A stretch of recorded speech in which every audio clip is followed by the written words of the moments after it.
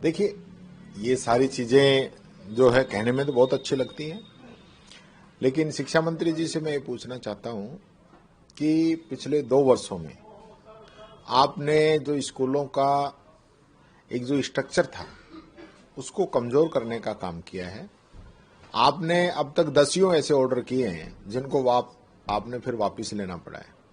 आज शिक्षा की हम बात करें तो लगातार जो स्कूल गिरते जा रहे हैं, बिल्डिंगें गिर रही हैं, आपके जर्जर भवन हैं, उस पे आपने अब तक क्या एक्शन लिया है वो बता दीजिए।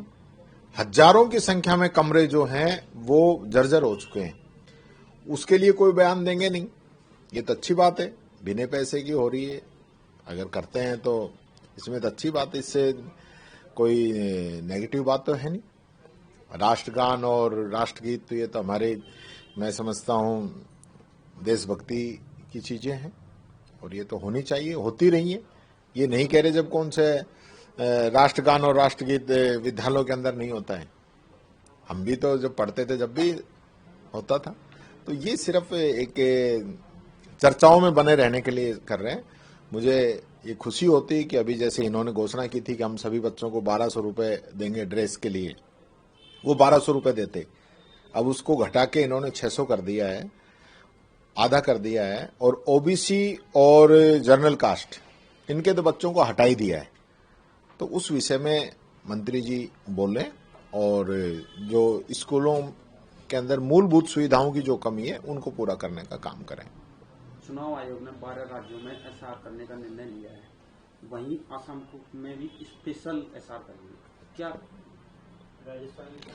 देखिए करिए। ये जिस प्रकार से एक जो एजेंडे के तहत काम कर रहे हैं, हमें एसआईआर कराने में कोई दिक्कत नहीं है। दिक्कत है इनकी प्रक्रिया से और जो जेन्युइन जो वोट है उनके काटने से। इस प्रकार से जो एक गरीब तबका है या अशिक्षित तबका है उसको बहुत बड़ी परेशानियां आ रही हैं, उनके नाम कट रहे हैं। और राजस्थान में चूंकि अभी पंचायती राज और नगर निकाय के चुनाव होने थे, यहां तो चुनाव 3 साल बाद होने हैं, तो आप अभी नगर निकाय और पंचायती राज के चुनाव करा लेते, यहाँ सेकंड फेज में करा लेते एसआईआर। यहाँ कौन सी जल्दी है, यहाँ तो 3 साल से पहले तो कोई चुनाव ही नहीं है। लेकिन ये जो पंचायती राज और नगर निकाय के जो चुनाव होने हैं उसमें किस प्रकार से डिले हो, क्योंकि साल से ऊपर बीत गया है, संविधान का सीधा सीधा ये लोग उल्लंघन कर रहे हैं और इसीलिए इनकी मंशा है, इन्होंने राजस्थान को इसमें जोड़ा है और ये चुनाव यहाँ नहीं कराना चाहते। आम आदमी पार्टी के राष्ट्रीय संयोजक अरविंद केजरीवाल जी हैं, उन्होंने निर्दलीय प्रत्याशी नरेश मीणा का समर्थन किया, तो कितना फर्क पड़ेगा? कोई फर्क नहीं पड़ेगा, खूब करें ना, केजरीवाल जी आ जाए फ्री आजकल तो।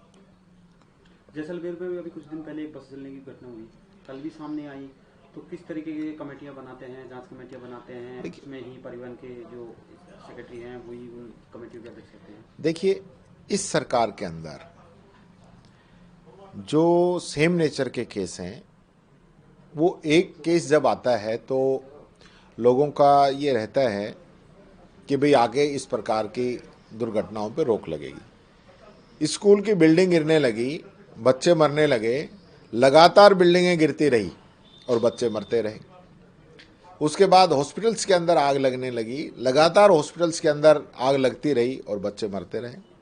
उसके बाद हाईवे के ऊपर लगातार बड़े इंसिडेंट हुए, लोग जल के मर गए और वही प्रक्रिया आज भी जारी है। कहने का मतलब ये है कि पहली बात तो पहली बार ही केस इस प्रकार से नहीं होना चाहिए। फिर भी कोई मानवीय गलती से या किसी अधिकारी की गलती से या सरकार की कमजोर मॉनिटरिंग से कोई केस हो गया तो भविष्य में तो उस पर रोक लगनी चाहिए, लेकिन ऐसा नहीं हो रहा है। पूरे देश के अंदर, राजस्थान के अंदर हादसों की बाढ़ आई हुई है और कोई उस पर बोलने वाला नहीं है। मीटिंग का खेल चलता है, सारा मामला ठंडे बस्ते में डाल दिया जाता है और फिर नया इश्यूज उसके बाद आ जाता है। तो ये जो चीजें हैं, ये इस सरकार को मैं तो धन्यवाद देना चाहूंगा किरोड़ी लाल जी को, जिन्होंने कहा कि हमारी सरकार की मॉनिटरिंग कमजोर है, जिसकी वजह से लगातार जो है सरकारी जो सिस्टम है वो फेल होता जा रहा है और हम जनता की सेवा नहीं कर पा रहे। तो ये हकीकत है इस सरकार की। तेजस्वी यादव कहते हैं अगर हमारी सरकार आई तो वक्फ बिल को हम फाड़ के, तो मैंने सुना नहीं, कानून को मैंने सुना नहीं। तेजस्वी यादव ने कहा है कि हम गरीबों को विधवाओं को 1500 रुपये पेंशन देंगे, दिव्यांगजनों को 3000 पेंशन देंगे, हर परिवार के अंदर सरकारी नौकरी देंगे। जो काम उन्होंने कहा है इस चीज को आप देखिए। वो बात मैंने सुनी नहीं, आपको कहाँ बता दी, मेरी तो जानकारी में है नहीं।